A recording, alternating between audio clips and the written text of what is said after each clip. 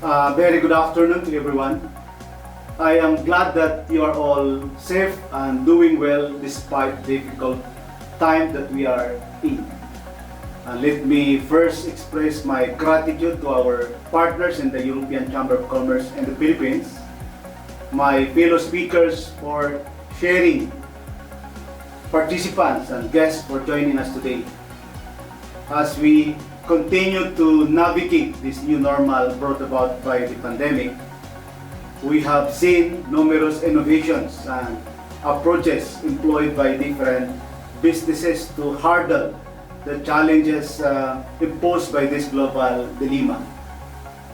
The rise of technology and the notion of going online for many companies has been the go-to method to recover from the repercussions of the COVID-19. Businesses and consumers have continuously embraced the idea of going digital as a response to the drastic impacts of the pandemic. The initial results of this transformation towards digital export platforms have helped reduce the economic impact of the pandemic, making this vital tools for every export business recovery response. Organizations that embrace digital solutions have greater resiliency in the face of adversity and lead up on the competition that will enable them to recover faster and pivot from playing defense to chasing growth. They can now harness digital technologies to streamline operations and automate manual processes. Employees can already set up work remotely, so their focus is on leveraging collaboration technology and tools to maximize workforce productivity and sustain company culture. And they can leverage data-driven insight to make decisions faster and act on them faster. To leverage on this trend, the Export Marketing Bureau of the Department of Trade and Industry has designed packages of support for our MSMEs. On this initiative is the Trade Line Philippines, which was launched by DTI Export Marketing Bureau in 2016. It aims to deliver timely and relevant information and assistance to existing and potential exporters through its various components such as the portal, the business matching system, and the interactive trade statistics.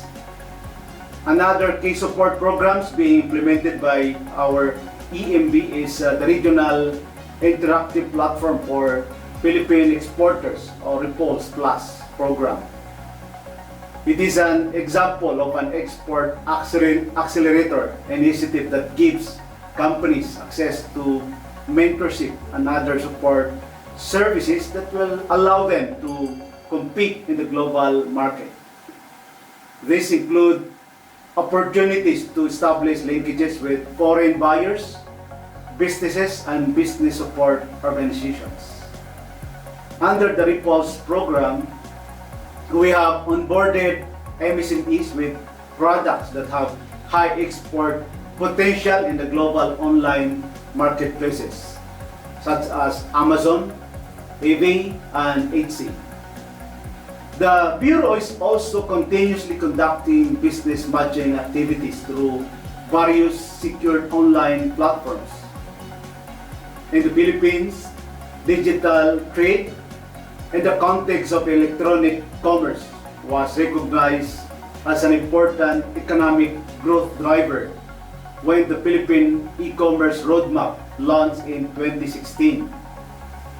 The PECR identified 6 areas that the Philippines needed to improve to facilitate better growth in the electronic commerce. And these areas include infrastructure, foreign direct investment, innovation, intellectual capital, information flows, and integration. as we continuously work in improving these areas, we are seeing more progression towards digitalization. Digitalization will help in realizing the opportunities of digital trade that will enable Philippine firms, particularly MSMEs, to achieve cost efficiencies, enter new markets, and generate richer insights from data. It will support collaboration, enable adoption of efficient business practices, and support optimization of global supply chain. In 2018, the economic value of digital trade and able benefits to the Philippines economy was estimated to be worth 160 billion pesos, which is equivalent to 1.8% of its gross domestic product, and this is expected to grow by almost 12-fold to reach 1.9 trillion pesos by 2030 under right policy environment, according to the report by the Hinrich Foundation. All of this would affirm now that indeed the Philippines can position itself as a premier nation in the digital world. Our constant quest for newer and fresher perspective in doing business shall be our aids amidst the difficulty that may come our way and propel us to the greater heights of prosperity.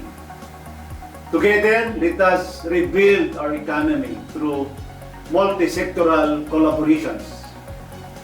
Government efforts will only be effective through the vibrant private sector participation. We affirm that partnerships forged in time will be a steadfast structure in the most challenging of times. We look forward to the fruits of this event. Rest assured that the Department of Trade and Industry will continue to partner with the private sector and other government agencies to be able to support our MSMEs towards digitalization and increase their visibility and competitive advantage. We hope that with this event, we can connect not only businesses but every stakeholder from companies to the customers to be able to be integrated again and be connected to the path of growth and development in this new normal. Thank you and mabuhay po tayong lahat.